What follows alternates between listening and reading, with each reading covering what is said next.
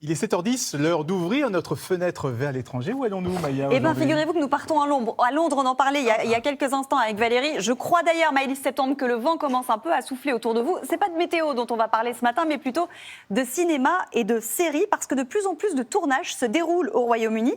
Ce fut le cas notamment pour un certain Game of Thrones. Oui, exactement. Si je vous parle de Castle Ward ou de la vallée de Shilanavogi, ça ne vous dit peut-être rien. Et pourtant, pour les connaisseurs, il s'agit bien des lieux de tournage du château de Winterfell et de la vallée des Dothraki.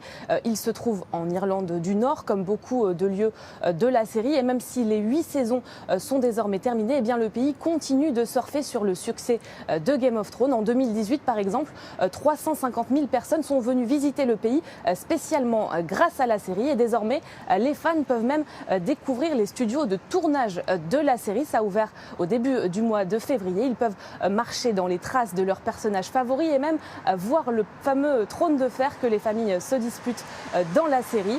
Charline Madini et Olivia Briand vous font la visite. Des anciens studios reconvertis en attractions touristiques. Costumes et décors, rien n'a changé depuis le tournage de la série Game of Thrones, ici même au sud de Belfast. Pour les fans, c'est une plongée dans leur saga préférée. On s'imagine qu'on y est un peu, c'est marrant. C'est incroyable, je n'aurais jamais cru pouvoir voir tout cela. Isaac M. Sandwright incarne Bran Stark, l'un des personnages principaux de la saga. J'étais toujours assis là, silencieux, parce que dans beaucoup de scènes, j'étais plutôt un observateur mystérieux.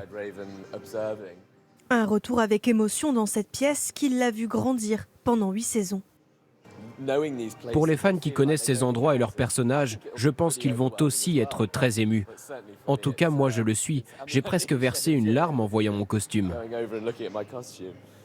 10 000 mètres carrés qui lèvent le voile sur les secrets de la série, de la conception des maquettes au détail des costumes. Un travail de création artistique impressionnant même pour l'une des héroïnes de la saga, Nathalie Emmanuel, interprète de Missandei.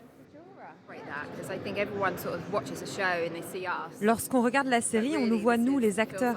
Mais ces studios, c'est vraiment un hommage à ce travail en coulisses qui n'est pas toujours mis en lumière.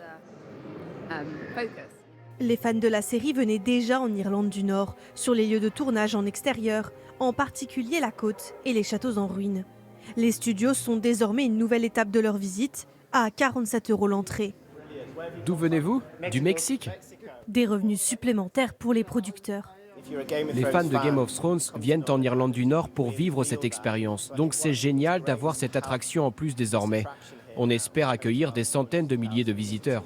Avec un visiteur étranger sur 6 venu en Irlande du Nord, notamment pour la série, le pays compte bien profiter de cette attraction pour relancer son tourisme post-pandémie. Ça donne envie de le découvrir. Maëlys, il faut dire que le Royaume-Uni, on disait, attire de plus en plus de super productions ces dernières années. Oui, tout à fait. Je vous donne quelques exemples. Mission Impossible avec Tom Cruise tourné à Birmingham, Batman avec Robert Pattinson à Liverpool ou encore la série Le Seigneur des Anneaux qui a préféré le Royaume-Uni à la Nouvelle-Zélande. Vous le voyez, les grosses productions se multiplient, que ce soit des films, des séries, des fictions télé ou encore pour les plateformes de streaming. L'investissement a doublé en 3 ans pour atteindre 4 millions d'euros. La raison, c'est notamment les baisses d'impôts accordées par le gouvernement britannique et puis aussi l'excellence de ces écoles, notamment d'effets spéciaux, et puis aussi, avouons-le, l'excellence de ces acteurs. Avec Léna Soudre qui m'accompagne derrière la caméra ce matin, on a par exemple une petite préférence pour l'acteur Tom Hardy. Oh bah oui, vous avez bien raison.